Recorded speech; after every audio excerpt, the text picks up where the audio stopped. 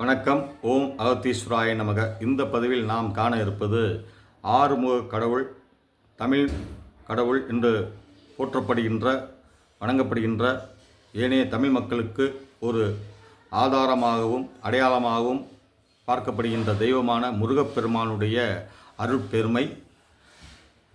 அதன் வழிபாட்டில் எத்தனையோ சித்தர்கள், ஞானிகள், முனிகள், ரிஷிகள் இருக்கிறார்கள். அதன் வரிசையில் அகத்தியர், ஔவையார், கிருபானந்த வாரியார், குன்றக்குடி அடிகளார் என ஏனைய பெரியவர்களை, ஆண்டோர்களை, சான்றோர்களை, பக்தி பெருமக்களை குறிப்பிட்டு கொண்டே வரலாம்.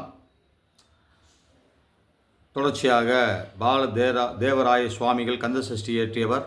ஏனைய ஊர்களில் ஆங்காங்கு முருகப்பெருமானுடைய பக்தர்கள் பெருமைப்பட வாழ்ந்து உலகமெல்லாம் தமிழர்கள் இருக்கின்ற இடத்திலெல்லாம் முருகப்பெருமானும், முருகன் இருக்கின்ற இடத்திலெல்லாம் தமிழ் மக்களும் குடிகொண்டு அந்த தமிழ் கடவுளை, முருகனை போற்றி பணிந்து நல்வாழ்வு வாழ்ந்து கொண்டிருக்கும் அனைத்து காணொளி அன்பர்களுக்கும், ஜோடு ஆர்வலர்களுக்கும் அனைவருக்கும் எந்நாளும் நன்னாளாக அமைய வாழ்த்துக்கள், வணக்கங்கள்.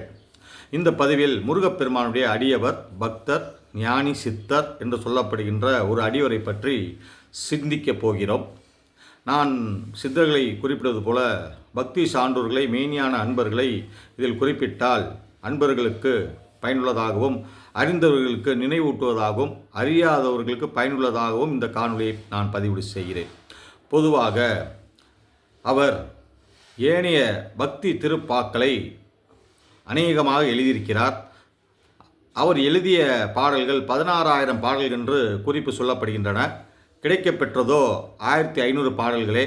அந்த பாடல்கள் முருக பக்தர்கள் அனுதினமும் கந்தசஷ்டி கவசத்தை ஜெபம் செய்வது போல அவருடைய பாக்களையும் ஜெபம் செய்து இறைவனுடைய சிந்தையை மேன்மைப்படுத்தி கொண்டு பக்தியிலும் இல்லற வாழ்விலும் இறை வாழ்விலும் மேன்மை அடைகின்றார். அவர் யார்? மண்ணாசை, பொன்னாசை, பெண்ணாசை என்று சொல்வார்கள். அது அனைவருக்குமே உண்டு. ஒவ்வொரு ஆசையும் வயத்தால்தான் இந்த பூமியில் உயிர்கள் பிறக்கின்றன.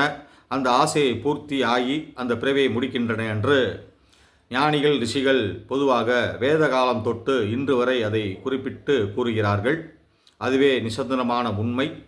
அறம், பொருள், இன்பம் என்ற வகையில் மனிதனுடைய வாழ்க்கையில் மூவாசை தொடர்ந்து வருகிறது. மண்ணாசை, பொன்னாசை, பெண்ணாசை. பொதுவாக அந்த ஆசையை விட்டாரும் இல்லை, அந்த ஆசை பூர்த்தி அடைந்தாரும் இல்லை என்பது சிலருடைய கருத்து, என்னுடையும் கருத்து. ஆசை படு என்று சொல்வர்களும் உண்டு, ஆசையை விடு என்று சொல்கின்ற சித்தர்களும் உண்டு.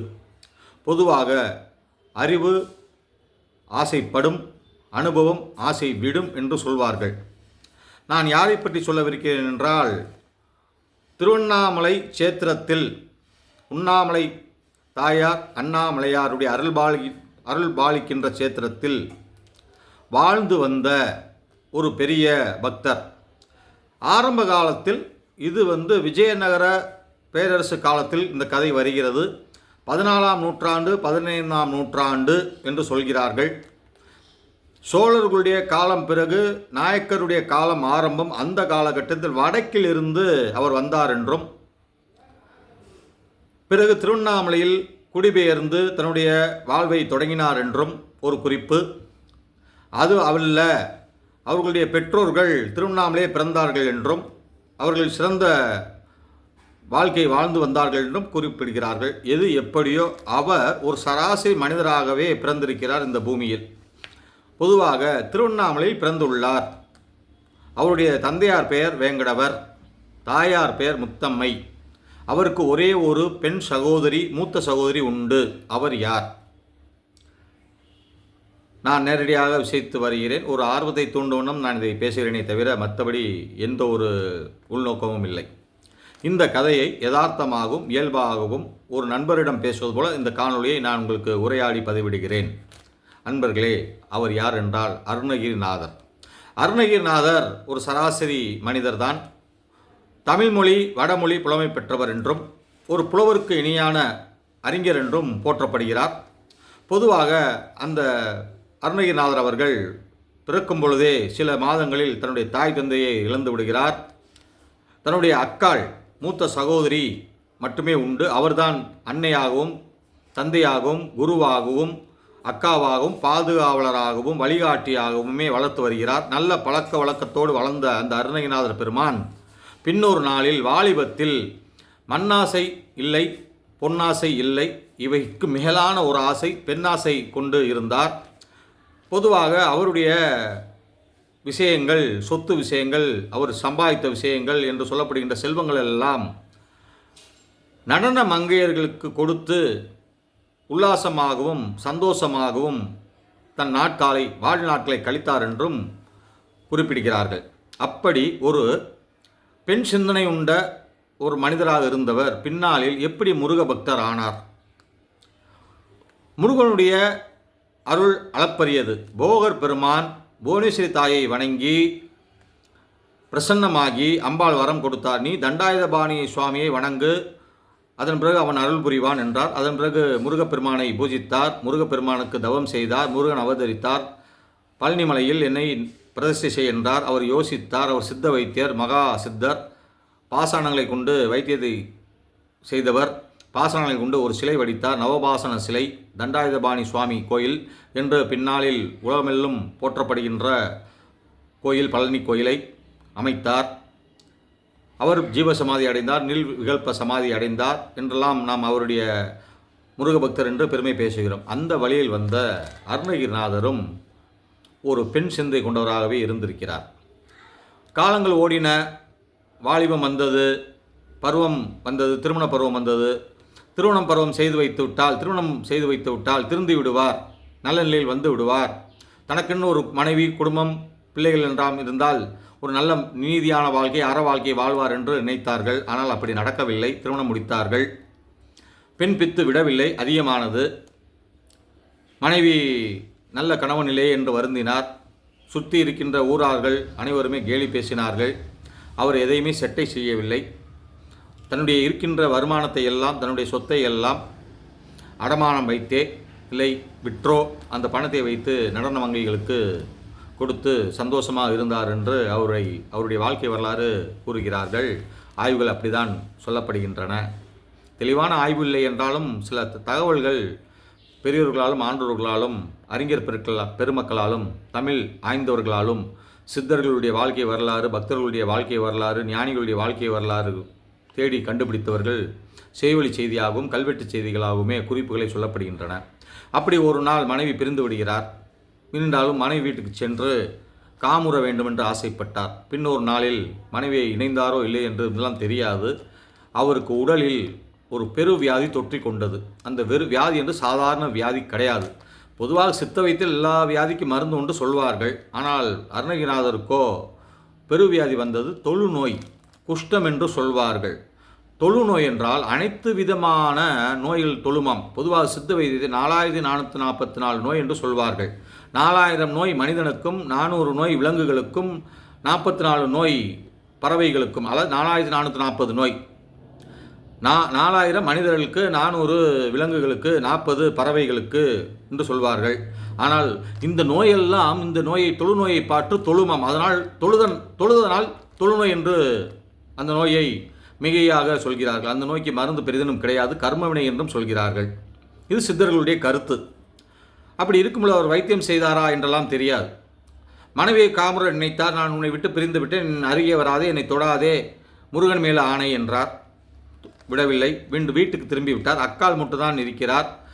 அவருக்கு உணவு உண்கிறாரோ, உறங்குகிறாரோ, வேறு ஏதாவது வேலை செய்கிறார் என்பதெல்லாம் கிடையாது. செய்தி எப்படி வருகிறது என்றால், அக்காவிடம் ஏதாவது பணம் இருந்தால் கொடு, பொன் இருந்தால் கொடு, பொருள் இருந்தால் கொடு, என் காம இச்சை அதிகமாகிறது, நான் பெண்ணை சேர வேண்டும், நடன மங்கையை சேர வேண்டும் என்று சொல்கிறார், புலம்புகிறார், கதறார். அக்காவோ மனம் வருந்தி வெதும்பி, உண்ணக்கூட கஞ்சி இல்லை, உடுக்கக்கூட உடை இல்லை, இருக்கக்கூட இடமில்லை, பண்டு பாத்திரமில்லை, நகை நற்றில்லை, எல்லாமே நீ கொண்டு சென்று அழித்து விட்டாய். நான் உனக்கு கண்ணுக்கு கண்ணாக, அன்னையாக, தந்தையாக, ஆசானாக, குருவாக, அக்காவாக நான் உன்னை வளர்த்தேன். நீ இப்படி பாழாகி விட்டாயே அருணகிரி.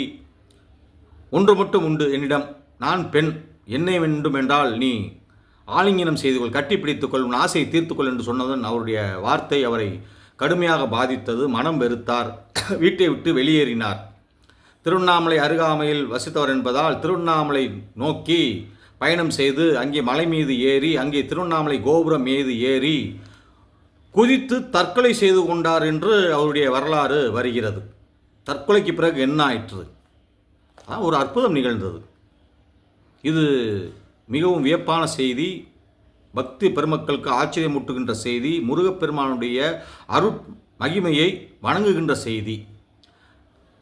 பொதுவாக அந்த செய்தி எப்படி வருகின்றால், அவர் திக்கு தெரியாது, மனம் வெதும்பி, காம பித்தாகி, மனம் புலம்பி, வீட்டை விட்டு வெளியேறி இப்படி ஒரு பாழான நிலைக்கு ஆளாகப்பட்டேனே, இது விதியா மதியா ஆசையா, ஏன் இப்படி ஆனேன், இந்த வாலிப வயதில் மனைவியை விட்டொழித்தேன், அக்காவை விட்டொழித்தேன், எனக்கு எந்த ஒரு நாதி இல்லாமல் நான் வாழ்வது வீண் என்று புலம்பி தவித்த அருணகிரிநாதர் சென்று கொண்டிருக்கும் பொழுது ஏதோ ஒரு பெரியவர் அருகாமையில் ஏன் புலம்புகிறாய், ஏன் அழுகிறாய், என்ன நிகழ்ந்தது, தன்னுடைய வாழ்க்கையுடைய விஷயங்களை சொல்லும் பொழுது, பரவாயில்லை, விதி வலியது, அதற்கு விதியை தீர்வு தரும், ஓம் சரவண பவா என்ற முருகனுடைய நாமாவளியை ஜெபம் செய்து கொண்டு வா, உனக்கு முருகனுடைய அருள் சித்தித்து உன்னுடைய கர்ம வினை, நோய் வினை, தொழுநோய் விலகும், நீ நல்ல மனிதனாக மாறுவாய் என்று ஆசி தந்து சென்று விட்டார். வந்தவர் ஈசனா முருகனா என்பதெல்லாம் தெரியாது, ஒரு மாந்தர், ஒரு நல்ல பக்தி கொண்ட பெரியவர், அவ்வளவுதான். அவர் மனம் லயிக்கவில்லை. முருகா முருகா என்று சொல்வதாலோ சரணபவா என்று சொல்வதாலோ அவர் மனம் லயிக்கவில்லை. தான் செய்த தீவினை மட்டுமே அவரை வருத்தியது.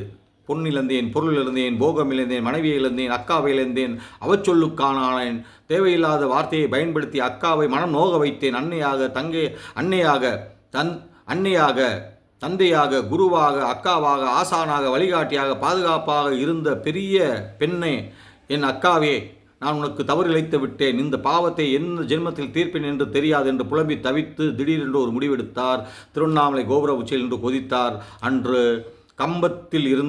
ஒரு கம்பத்தில் இருந்த இது வெளிப்பட்டது, தெரித்து வெளிப்பட்டு ஒரு ஜோதி வடிவாக ஒரு அருட்காட்சி கிடைத்தது. முருகப்பெருமானை வந்தார், அருணகிரியார் தாங்கி பிடித்தார். எப்படி பக்த பிரகலாதனுக்கு எல்லாமல்ல இறைவன் ஒருவனே, அவர் நமோ நாராயணா என்று பாடி, தூணிலும் இருப்பான் துரும்பிலும் இருப்பான் நாராயணன், அவன் என்னை காப்பான் என்று தன்னுடைய தந்தையாகிய இரண்யனிடம் எதிர்த்து வாதிட்டாரோ, உலகத்தின் ஒட்டுமொத்த இறைவன் நாராயணன் என்று சொல்ல பொழுது, எங்கே வருவானா நாராயணன், விஷ்ணு வருவானா, அவனா உன்னை காக்கப் போகிறான், அவனை வந்தாலும் அவனை கொள்வேன் என்று அவன் இங்கே இருக்கிறான், இந்த தூணில் இருக்கிறானா, அந்த தூணில், ஒவ்வொரு தூணையும் இடிக்கும் பொழுது, மூன்றாவது தூணை இடிக்கும் பொழுது தூணிலிருந்து வெளிப்பட்ட நரசிம்ம மூர்த்தியாக, உக்கர மூர்த்தியாக, பைரவ மூர்த்தியாக, கெண்ட பேருண்ட ஆகிருஷ்ண மூர்த்தியாக, பெரும் ஜோதி பிளம்பாக இரண்யனை கொன்றான் என்று பக்த பிரகலாதனுடைய புராணம் சொல்கிறது. அதற்போல அதே மாதிரியாக அருணகிரிநாதர் புலம்பி தவித்து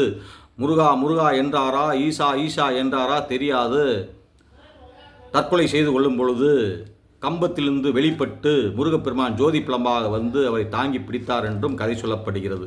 சில விஷயங்கள் மிகையாக சொல்லலாம். அது இறைவனுடைய திருக்கடாட்சத்தையும் பக்தி பெருமிதத்தையும் பாராட்டு வண்ணம் போற்ற வண்ணம் நம்மை போன்ற மாந்தர்கள் அந்த பக்தியில் மேன்மை அடைய வேண்டும் என்பதற்காக சொல்லலாம். அருணகிரிநாதை தாங்கி பிடித்தார், அருணகிரி அமரச் செய்தார், அவருடைய மூர்ச்சை தெளிவானது, அவர் மறுபிறவி எடுத்தார்.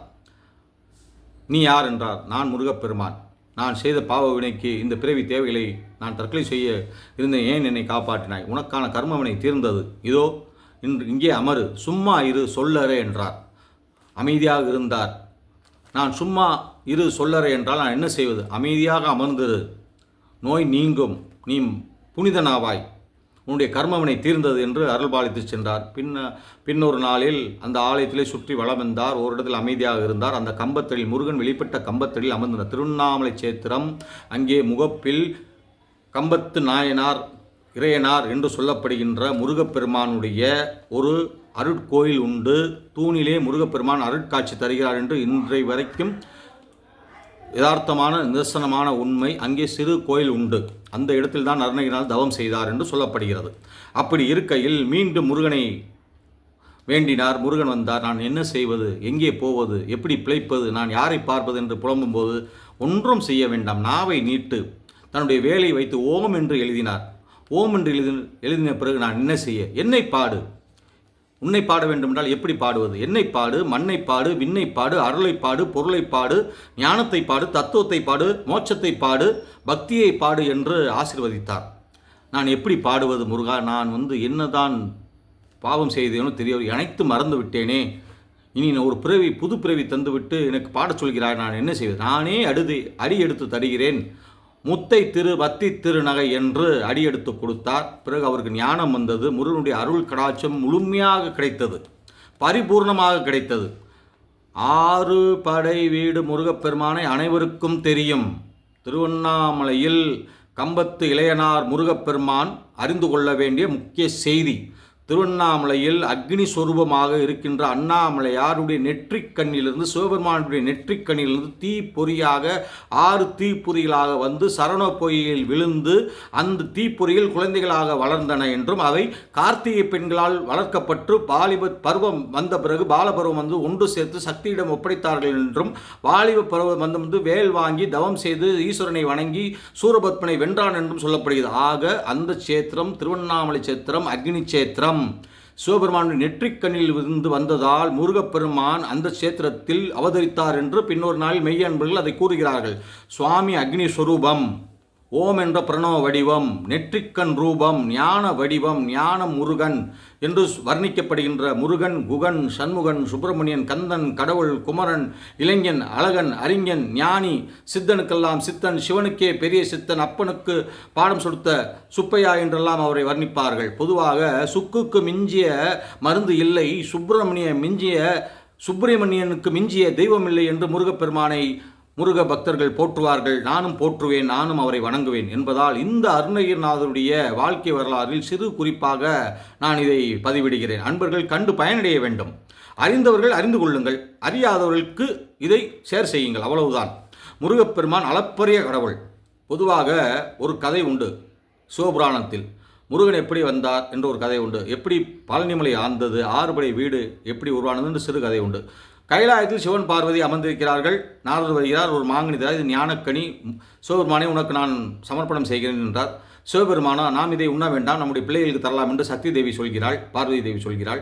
உடனே நாரதர் ஒரு விண்ணப்பம் வைக்கிறார், இந்த கனி ஞானக்கனி வெட்டக்கூடாது, யாராவது ஒருவரேனும் தான் உண்ண வேண்டும் என்றார். உடனே விநாயகர் வந்தார், அம்மா எனக்கு பழம் என்றார். உடனே முருகன் வந்தார், அம்மா எனக்கும் பழம் என்றார். யாருக்கு தருவது? ஒரே குழப்பம். சிவபெருமான் என்ன செய்வது என்று யோசித்தார். இந்த உலகை சுற்றி வருகிறார், முதலில் சுற்றி வருகிறவர் எவரோ அவருக்கே இந்த ஞானக்கனி மாங்கனி என்றார். உடனே விநாயகர் யோசித்தார், இந்த தொப்பை வயிறை வைத்து எப்படி நான் சுற்றுவது? முடியாது காரியம். நாரதரே, உலகம் என்றால் என்ன, அம்மையப்பன் என்றால் என்ன? உலகம் என்றால் அம்மையப்பன் தான், அம்மையப்பன் என்றால் உலகம்தான். அப்படி என்றால் நான் இங்கே இருக்கின்ற என்னுடைய தாயான சிவபெருமானை, என் தந்தையான சிவபெருமானையும் தாயான பார்வதி தேவியும் சுற்றினால் உலகம் சுற்றியது தானே? ஆமாம் என்றார். உடனே முருகப்பெருமான் யோசித்து, உலகத்தை நான் ஒரு பொழுதில் சுற்றி வருகின்ற மயிலேறி சுற்ற சென்று விட்டார். சுற்றி வந்தார். சுற்றி வரும் முன்னே இவருக்கு ஈசனையும் ஈஸ்வரையும் சுற்றி வந்து பழத்தை வாங்கிவிட்டார். முருகப்பன் வந்தார், எப்படி நான் தானே உலகை சுற்றினேன்? இல்லை, விநாயகர் பெருமான் புத்திசாலித்தனமாக அம்மையப்பனை சுற்றி விட்டார், ஞானக்கனை பெற்று விட்டார். அப்படி என்றால் முதல் பிள்ளை தான் செல்ல பிள்ளை, இளைய பிள்ளை எடுப்பார் கைப்பிள்ளை என்று ஒரு திருவிளையாடல் படத்தில் ஒரு அருமையான காட்சி வரும். அந்த காட்சியும் சித்தர்களுடைய ஞான கோவில் பாடலாக உள்ளது. அந்த காட்சியை தான் படமாக பின்னாளில் எடுத்திருக்கிறார்கள் என்று நான் அதை படிக்கும்போது புரிந்து கொண்டேன். ஆக இந்த உலக கடவுளான, உலகத்தை எல்லாம் அண்டமெல்லாம் சுற்றி வந்த விஞ்ஞான மூர்த்தியாகவும் மெய்ஞான மூர்த்தியாகவும் அருணகிரிநாதருக்கு காம பித்தை தெளித்து பிறவி வினையை தீர்த்து, கர்ம வினையை தீர்த்து, பின்னாளில் அருணகிரிநாதர் அருள்பாலித்து அவர் முருகப்பெருமானுடைய அளப்பரிய பக்தியாலும் அளப்பரிய கருணையினாலும் அளப்பரிய தவத்தினாலும் மெய்ஞான மூர்த்தியாக அருணகிரிநாதர் வலம் வந்தார். ஒரு சுவாரஸ்யமான செய்தி என்னவென்றால், அருணகிரிநாதர் பல பாக்களை எழுதியிருக்கிறார். திருப்போல் என்று அவர் இதை சொல்வார்கள், திருப்புகழ். அவர் பொதுவாக ஏனைய நூல்களை எழுதியிருக்கிறார். சில நூல்களை நான் குறிப்பிடுகிறேன். திருப்புகழ், கந்தர் அந்தாதி, கந்தர் அனுபூதி, கந்தர் அலங்காரம், சேவல் விருத்தம், மயில் விருத்தம் என்று சில நூல்கள் உண்டு. பக்தி பாசுரங்கள். திருவாசகத்திற்கும் தேவாரத்திற்கும், சிவபெருமானுடைய நாயன்மார்கள் பாடிய தேவாரத்திற்கும் மாணிக்கவாசகர்களே திருவாசகத்திற்கும் இணையான நூல் என்று ஆன்றோர்கள் சான்றோர்கள் பக்தி பெருமக்கள் அதை போற்றி பாதுகாத்து இன்றளவும் இறைவனை வழிபாடு செய்து வருகிறார்கள் நிற்க. இது ஒரு செய்தி. அருணகிரிநாதர் மெய்ஞானி ஆகிவிட்டார், வலம் வந்தார், நல்ல நிலை அடைந்தார். மனைவியை சந்தித்தாரா அக்காவை சந்தித்தார் என்றால் தெரியாது. ஒரு ஞான நிலை அடைந்தார், நாடோடியாக இருந்தார், முருகச்சேத்திரத்தை எல்லாம் தரிசனம் செய்தார் என்று குறிப்பு வருகிறது. பிறகு திருவண்ணாமலையில் இந்த செய்தி கேட்ட ஒரு விஜயநகர குறுநில மன்னன் பிரபுவு என்றவர் அவரை தரிசனம் செய்ய வேண்டும் என்று ஆசைப்பட்டார். அவரை அழைத்தார், மரியாதை செய்தார். நானும் முருகப்பெருமானை தரிசனம் செய்ய வேண்டும் என்று சொன்னார். பிறகு முருகப்பெருமானை ஒரு பாடல் பாடி பிரசன்னமாக்கிவிட்டார். முருகப்பெருமான் அருள்பாலித்தார் என்றும் ஒரு கதை சொல்லப்படி. ஆக அருணகிரிநாதர் முருகப்பெருமானை நேரில் கண்டார் என்றும் அவரை வேண்டி விரும்பி கேட்ட பிரபு என்ற மன்னனுக்கும் நேரில் காட்சி கொடுத்தார் என்றும் அந்த கதை வருகிறது. திரைப்படத்தில் இந்த கதை எப்படி வைத்திருக்கிறார்கள் என்றால், இந்த ஒரு குறிப்பையும் அக்காவுக்கு முக்தியை தந்தார் என்றும் தன்னுடைய மனைவிக்கு முக்தியை தந்தார் என்றும் சொல்லப்படுகிறது. பின்னாளில் அவருக்கு முருகப்பெருமான் தோன்றி அஷ்டமா சித்தியை அருள்பாலித்தார் என்றும் கூடு விட்டு கூடுபாய் மந்திரத்தை போதித்தார் என்றும் சொல்கிறார். அதை ஒரு முறை பிரயோகம் செய்யும் பொழுது தன் உடலை விடுத்து அதை பயிற்சி செய்யும் பொழுது ஒரு கிளியின் உடலை சென்றார் என்றும், பின்னாளில் அருணகிரிநாதருக்கு வேண்டாதவர்கள், விரும்பாதவர்கள், அவர் புகழை பிடிக்காதவர்கள் அவர் உடலை மறைத்து விட்டார்கள் என்றும், கிளி ரூபமாக சுற்றி முருகனாலையெல்லாம் சுற்றி வந்த அருணகிரிநாதர் தன் உடலை தேடும் பொழுது அந்த உடல் இல்லை என்றும் அசரீரி கேட்டது. அருணகிரிநாதா, உடல் அழிந்து விட்டது, பூத உடல், கர்மவினை உடல் தீர்ந்து விட்டது, பயப்படாதே, நீ ஆன்ம சொரூபி, ஆன்ம ஞானி, நீ கிளியுடைய தேகத்திலிருந்தே இந்த திருவண்ணாமலையிலிருந்து என்னை தரிசனம் செய்து வா, ஏனைய ஆலயங்களெல்லாம் தரிசனம் செய்து வா என்று சொன்னார். பொதுவாக அருணகிரிநாதருடைய வாழ்க்கை வரலாறு நாடோடியாகவும் ஞானியாகவும் பல சேத்திரங்களை தரிசனம் செய்தார் என்றும் சொல்வார் உண்டு. இலங்கை, மலேசியா எல்லாம் சென்று இலங்கை சென்றார் என்றும் கதிர்காமம் தரிசனம் செய்தார் என்றும் அவருடைய அன்பர்கள் மிகைப்படுத்தி சொல்வது உண்டு. எது எப்படியோ ஞானி அனைத்து உலோகத்தையும் சஞ்சரிப்பவன். ஆக போகர் பெருமான் எப்படி ஒரு முருகப்பெருமானுடைய தப மகிமையை தண்டாயுதபாணி கோயிலை இந்த உலகிற்கு வழங்கினாரோ, அதுபோல பக்தி பாசுரங்களையும் ஆண்டாள் நாச்சியார் போல, மாணிக்கவாசர்கள் போல, 63 நாயனார் போல, பால தேவராயன் சுவாமிகள், கிருபானந்தியார், அகத்தியர், ஔவையார் என்ற பெரிய மாந்தர்கள் முன்னமே, அகத்தியருக்கு பின்னம், இந்த நம்முடைய கலியுக பக்தர்களுக்கு முன்னம் இருந்த 14ஆம் நூற்றாண்டு 15ஆம் நூற்றாண்டில் வாழ்ந்த அருணகிரிநாதர் பெருமான் அனைத்து சேத்திரங்களிலும் வழிபாடு செய்யப்படுகின்ற முக்கியமான தவசி ஆவார், பக்தர் ஆவார். பெருமையாக சித்தர் என்று சொல்வதை விட அவரை பெருமையான முருக பக்தர் என்றே சொல்வார்கள் உண்டு. ஒரு பக்கம் நக்கீரர் சிலை வைத்து வணங்குவார்கள், மறுபுறம் அருணகிரிநாதர் சிலை வைத்து வணங்குவார்கள். தணிகையில் அவருடைய திருவுருவச் சிலை உள்ளது என்றும் சொல்லப்படுகிறது. ஆனால் முக்கியமான செய்தி என்னவென்றால், திருவண்ணாமலை தான் அவர் இருந்தார் என்றும், அவர் எங்கேயும் செல்லவில்லை, கம்பத்து இளையனார் முருகப்பெருமானையே வணங்கி வந்தார் என்றும், பின்னாளில் மோட்ச நிலை அடைவதற்கு இந்த பூதலை ஊத்து விட்டார் என்றும், பிரபு என்ற மன்னன் அவர் நினைவாக அந்த உடலை திருவண்ணாமலை சேத்திரத்திலே ஒரு சிறு கோயிலாக ஜீவசமாதி வைத்தான் என்றும், அதன் மேலே ஒரு சின்ன மாடக்கோயில் எடுத்தான் என்றும், இன்றளவும் அந்த கோயிலை முருகப்பெருமான் பக்தர்கள், ஆலய நிர்வாகிகள், ஆலய வழிபாட்டில் உள்ளவர்கள் அதை பூஜை செய்து வருகிறார்கள் என்றும் ஒரு கருத்து சொல்லப்படுகிறது. பொதுவாக திருவண்ணாமலை சென்றால் கம்பத்து இளையனார் முருகப்பெருமானை அனைவருமே வணங்கித்தான் உள்ளே ஈசனை வழங்கச் செய்வோம். அதன் பிறகு உள்ளே நந்தி மண்டபம்லாம் சென்று ராஜகோபுரம் முன்னாடி மேலே ஒரு கோபுரத்தில் பார்த்தால் கிளியுடைய சுதை சிற்பம் இருக்கும். அதுதான் அருணகிரிநாதர் என்று சொல்கிறார்கள். அதுதான் உண்மை. பிறகு உள்ளே சென்றால் இடப்பக்கம் அருணகிரிநாதருடைய சிறு கோயில், மாடக்கோயில் ஒன்று உண்டு சொல்வது நான் பார்த்திருக்கிறேன். இது யதார்த்தமான பலன்தான். ஆகவே நண்பர்கள் அருணகிரிநாதர் அளப்பரிய பெருமை உரியவர். பொதுவாக இதில் நான் என்ன சொல்ல வருகிறேன் என்றால், மண்ணாசை, பொன்னாசை, பெண்ணாசை என்பது பொதுவான விஷயம்தான். அதை விட வேண்டுமென்றால் பக்தி வேண்டும். அது விட முடியாது. அது நம்முடைய ஆசையில் தீர்க்க வேண்டும். ஓரளவு நம்முடைய ஆசையில் பூர்த்தியாகி பக்தி மேல்நிலை ஏற்படுத்த இந்த மாதிரி அருணகிரிநாதருடைய கதை, மாணிக்கவாசருடைய கதை, ஆண்டாள் நாச்சியாருடைய கதையெல்லாம் நாம் படித்து வந்தோம் என்றால் நம்முடைய பக்தி குறையின்றி மேன்மையடையும். நமக்கு அறம், பொருள், இன்பம் முக்கியம். அது பிறகு வீடு பேறு முக்கியம் என்று இந்து மதம் பொதுவாக சொல்லப்படுகின்ற நீதி. ஆக ஒரு மனிதனுக்கு முக்தி என்பது பக்தியாலும் கிடைக்கும், தவத்தாலும் கிடைக்கும், மந்திரத்தாலும் கிடைக்கும் என்றெல்லாம் சொல்வார்கள். பொதுவாக இந்த கலியுகத்தில் பக்திதான் சிறந்த வழி என்று அருணகிரிநாதர் மட்டுமல்லாமல் ஏனைய ஆண்டோர் பெருமக்கள், சான்றோர் பெருமக்கள் பக்தியில் மேன்மையடைந்தவர்கள் சொல்லி சென்றிருக்கிறார்கள் என்பது கண்கண்ட உண்மை. அதன்படி பார்த்தோம் என்றால் அருணகிரிநாதர் பக்தியில் மிகவும் மேன்மை வாய்ந்தவர். அவருடைய திருப்பாசுரங்களையும் திருப்பாக்களையும் திருப்புகழையும் கந்தர் அனுபூதி, கந்தர் அலங்காரம், சேவல் விருத்தம், மயில் விருத்தம் என்ற நூல்கள் எல்லாம் அவரவர் விருப்பவண்ணம் பக்தி சிரத்தையோடு படித்து ஜெபம் செய்து வந்தால் முருகனுடைய திருவுருள் கிடைக்கும் என்பது உண்மை. பொதுவாக ஜாதகத்தில் 12ஆம் வீடு மோட்ச வீடு என்று சொல்வார்கள். அனைவருக்கும் மோட்சம் கிடைக்குமா என்பது கிடையாது. மோட்சத்துக்கு முயற்சி செய்கிறோம்.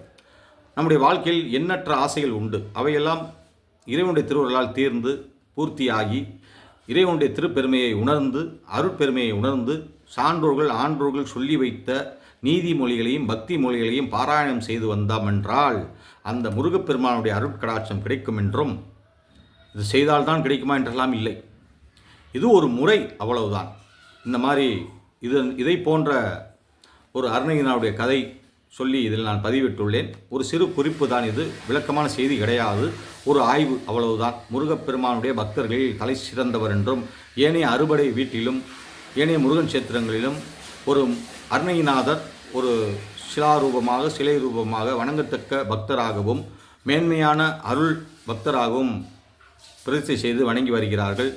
நாமும் முருகப்பெருமானை வணங்குவது போல அருணகிரிநாதரை வணங்குவோம், அவர் மீது பக்தி கொள்வோம், முருகனுடைய திருவருள் பெறுவோம் என்று இந்த காணொளியை நான் இனிதே நிறைவு செய்கிறேன். ஆக அன்பர்கள், நண்பர்கள், காணொளி நேயர்கள், ஜோட ஆர்வலர்கள், இதன் விஷயம் என்ன சொல்ல வருகிறேன் என்றால், பொதுவாக ஒரு ஜாதகத்தில் செவ்வாய் சுக்கிரன் வலுத்து விட்டால் முருகனுடைய திருக்கருணை பெற்றவர்களாகவும் அம்மனுடைய திருக்கருணை பெற்றவர்களாகவும் இருப்பது நான் அனுபவத்தில் கண்ட உண்மை. இது சிறு குறிப்பு தான்.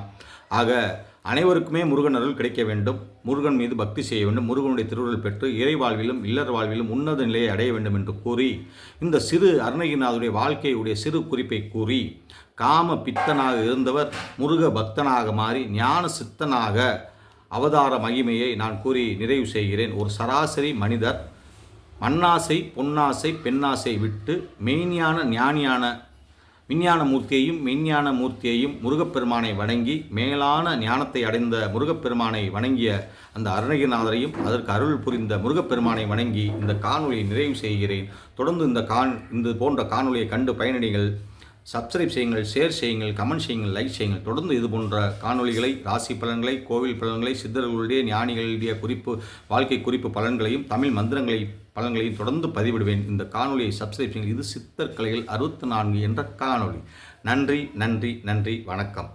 அடுத்த காணொலியில் உங்களை இன்னொரு விஷயத்தோடு சிறப்பான விஷயத்தோடு சந்திக்கிறேன். பயனடையுங்கள். நன்றி நன்றி நன்றி.